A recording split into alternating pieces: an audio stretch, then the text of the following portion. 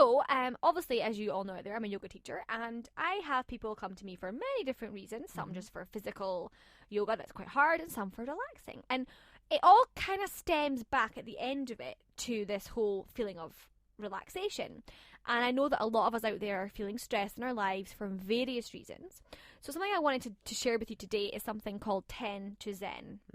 This is 10 little pointers. This is something that us yogis follow quite closely to make us feel zen. Okay, so let's just go with it. I'm going to read the 10 of them out first, and then I'm going to go through them individually. So I'm going to start with let go of comparing, let go of competing, let go of judgments, let go of anger, let go of regrets, let go of worrying, let go of blame, let go of guilt, let go of fear, and have a proper belly laugh at least once a day. So these things maybe sound a little bit serious, but if you think about let go of comparing, it's quite a negative thing to compare yourselves. Comparing ourselves to others, we're then setting a bar that's quite high of expectation. And we all know that certainly in the media today, that's not really good. Like, to look at people who are famous and actually these images of them are doctored. This is not even a real image of someone.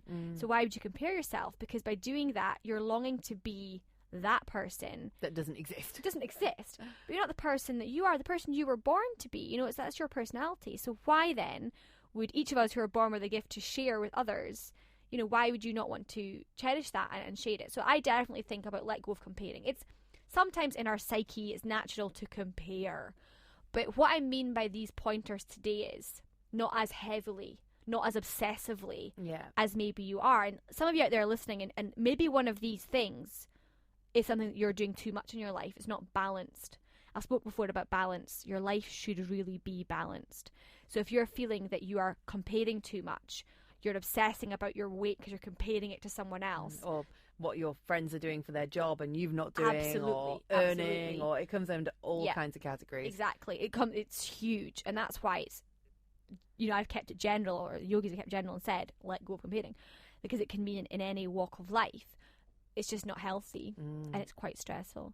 So moving on, this comes to competing, which is similar to comparing. Competing with others. There's healthy competition, okay, in exercise. If you go to a class and you're in there for an hour and they're pitting you against each other, that's healthy fun, you know, or a sport. That's natural, you know. But competing with others in a sort of dark, mysterious way is quite unhealthy. And it's unrealistic as well, you know. So the goalposts are always going to move if you're competing with someone else because you can't keep up with them. That's what I love about yoga, that it's actually non-competitive. So when you're in a room, you're not looking at someone else and they're holding the pose better than you. You're never thinking, oh, I could do better than them. Because it's not about them, it's about you. That's why you're never going to see yoga in the Olympics, okay? It's not competitive. But, you know, instead, again, this is why I love it, that yoga brings us to self-reflect on ourselves, and you're not comparing and you're not competing with other people, which does effectively bring negativity to you. So 10 to Zen is about becoming relaxed and becoming more at one with yourself. And to do that, you have to let go of negativity. It's the only way to get rid of these things. So let go of comparing, let go of competing. Judgments on others can be quite shallow and unfounded as well. So when we find ourselves judging others, we're acting in a negative manner, and therefore we end up feeling negative. You've all done it. I do it as well. I complain about, I judge someone perhaps, or I judge a situation, and then I don't feel so good about it after. And this is what you should do as you would to others as you want them to do to you, kind of thing. So let go of judgments. Again, it takes time to, and you will fall back into it sometimes, but just try not to. And with judgments comes sometimes anger, you know, so let go of anger. Like, anger is an emotion that it can be controlled through many techniques. Finding out what makes you angry is the first step. Yeah. For example, if you're tired and you're grumpy and then you snap at someone, you know it's because you're tired. So get more sleep. Find a way around that. You don't want to be a grumpy, angry person, yeah? It's not going to help you feel zen. It's not so nice. So avoid, find out what that first reason is and then avoid it, yeah? Dealing with your anger issues will help you practice being more calm and being more aware of others' feelings as well, because anger is often... you just act very impulsively when you're angry, don't you? What you say, what you do, your actions, and just a ripple effect that's created from that. Absolutely. And I think that often an angry person is actually frustrated. You're frustrated, and it comes out in that way. So it's not great to be that. And that's why, you know, people associate monks and people who do yoga as being zen because they're relaxed, they're calm. But to get to that level... Try and get a monk in an argument, it's not going to happen. Exactly. They would just see it from, that's your point of view, you know. But, like, it's by doing all of these things, by winding them out, getting rid of these things slowly through time. Something that I feel really strongly about here is let go of regrets. Because, again, I know I've mentioned yoga a few times today, but yoga is really cool for making you realise that this is the moment, this certain moment right now. The past happened, I can learn from it, but I can't change it. And the future is only an imagination. It hasn't happened yet, so don't worry about it. You can't control it. All you can do is right now, breathe in this moment. So by letting go of regrets, because regrets are past tense, or behind us, you learn from these past mistakes. It can be a good thing. But if you hold on to past events and have regrets about such things, it's an absolute waste of energy. As obviously we can't go back and change what we regret. Instead, we can be aware of any future decisions that we make. So, like I said, just be in the present moment, okay? And just, you really have to find acceptance that you can't change why you made a decision, what you said at that time. I think also you have to sometimes give yourself a bit of an easy time because you made that decision for a reason that moment. That's right. So I don't really believe in regrets Neither do I. Because you always act what you feel is appropriately at the time. And okay, in the future you may change your perception on it, but you can't beat yourself up about that. You did what you felt was right. I agree, and I feel like I live by that. Like, I don't have any regrets. And I think, like, everything happens for a reason, and you have to have trust in yourself that, like you said, well, I said that at that time because I felt that way at that time. So I trust me at that time. So that's why I did it. And I think if you live by that, you're going to feel a lot better. Because people are really attached a lot to decisions that they made, things that happened in the past, and it's really unhealthy to manifest that in your body, to really hold on to something you can't change. It's a severe issue nowadays, actually, that people have. So it's really quite important to let go of regrets. It takes time to do that. You need maybe to talk to someone, a professional, but it definitely takes time. And regrets come hand in hand with worrying. So let go of worrying because, again, they're a waste of energy. You know, the act of worrying, it does actually stir acid in the stomach. That is where that term, you'll get an ulcer, actually comes from. Because people who worry, their stomach becomes acidic. You feel the kind of knots in the stomach. Absolutely, and that's why they say you'll worry yourself sick over this, and they mean sick, not vomit, but sick ulcers, and that actually can happen. So what you have to think about, and I know it's easy for me to say this right now, but I could sit here and start to worry about a lot of things, but I just don't see the point because I can't control any of them. Unfortunately, we're all gonna die one day, and I don't know how, but we are.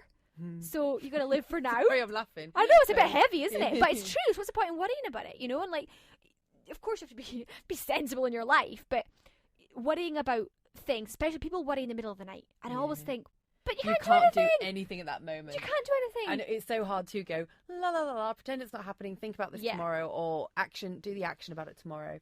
But it really gets you obviously nowhere. I mean, I'm a big problem solver. I love to solve problems. So like, if I have an issue, I'm like, right, I'm going to sit down and sort this out.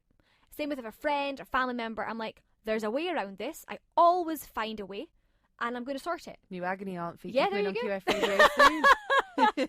Oh no, don't. I'm more of a talker than a listener, aren't I? ...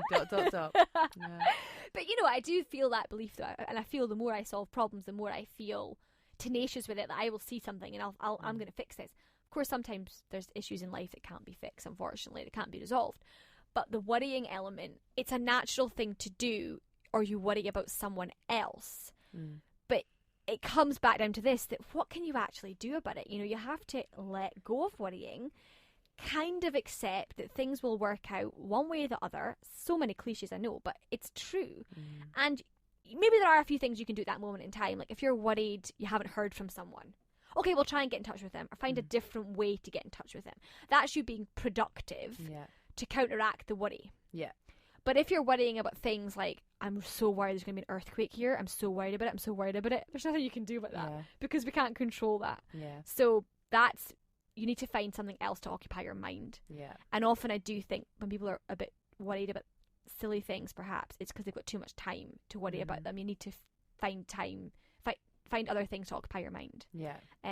Because really busy people aren't worried people. They just don't have time to worry.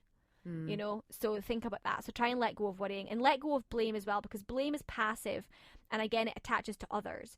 So instead, be aware of what your share in such an event, you know, might have been, you know, how you acted, how you coped, and trust that you made that decision at that time for a reason, like we said about the let go of regrets.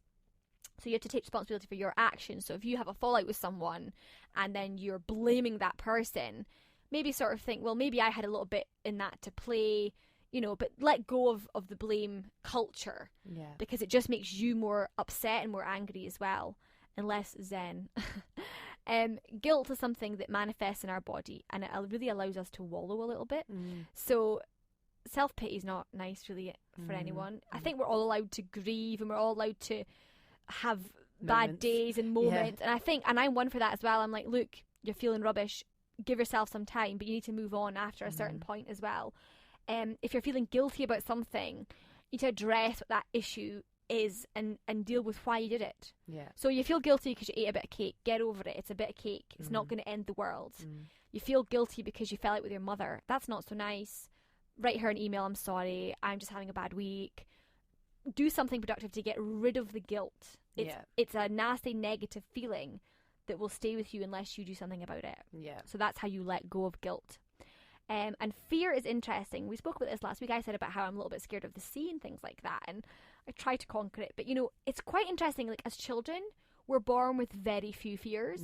I think loud noises is about the only one, because it's like bang, you would jump. Like it's a natural instinct to do that. But you know, everything else is we learn it. We learn to be frightened of spiders, frightened of heights. You know, that's why a child will put their hand in a fire, because they don't know what it is. So you can unlearn fears. And there's obviously lots of ways and techniques to do that. But I definitely do think that the key to letting go is to understand the limits of your fear. What is the worst that could happen? You know? So like for me, we were kayaking a few weeks ago, and I didn't tell you this at the time, but I was nervous because I have got this thing about the sea. I don't know why. I'm just frightened of being out far in the ocean and being stuck or something like that. I don't know what it is. So, but I had to be rational and say, well, the sea here doesn't have dangerous animals in it. This is actually quite shallow where we were. And I'm with a group of 20 people. I'm not going to be on my own. I'm going to be all right. My mindset changed completely. But, you know, I have seen how I have been in the ocean scuba diving and had a panic attack.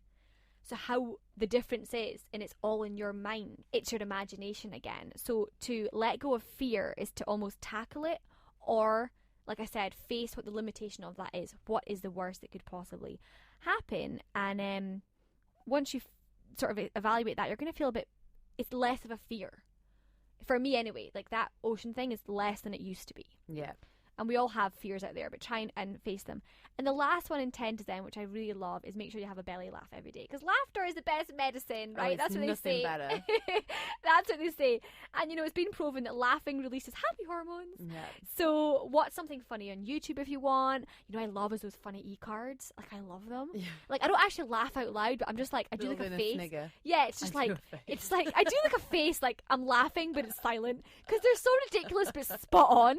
You know, like, I like those e-cards because they're often quite true, you know? They're quite funny. So like, you find something that makes you laugh, giggle with a friend, or play with your kids or your dog, anything that can help you see the lightness in life, the simplicity of moment are what it is, and enjoy, you know. And I basically found this 10 to Zen. It is famous in the sort of yoga community, but I found it through Deepak Chopra, who's a really famous wellness guru. He's on Dr. Oz here quite a lot on TV, and he's got a website, chopra.com. Lots of interesting articles and advice on maintaining balance in your life, as well as wonderful meditation recordings and things like that, if it's your kind of thing. And definitely don't knock it, because it's not all hippie-ish.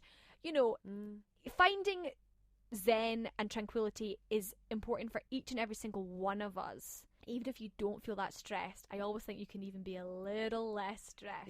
You can always take it down a notch. Always take it down a notch. So give it a go. I'm going to post that picture, 10 to Zen. It's like little, you know, a list of them. I'm going to post it on my page. It's Anne Stretch Yoga that's on Facebook, or on Twitter as well. My handle's Anne Stretch Yoga.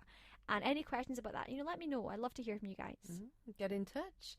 And in the meantime, relax. Yes. Well, thank you very much. All tips that anyone can take away and apply to their life for sure. Yeah, definitely. Hope you feel more relaxed out there. We'll see you again next week. Yes, next week I'm back. Have a good week. Thanks.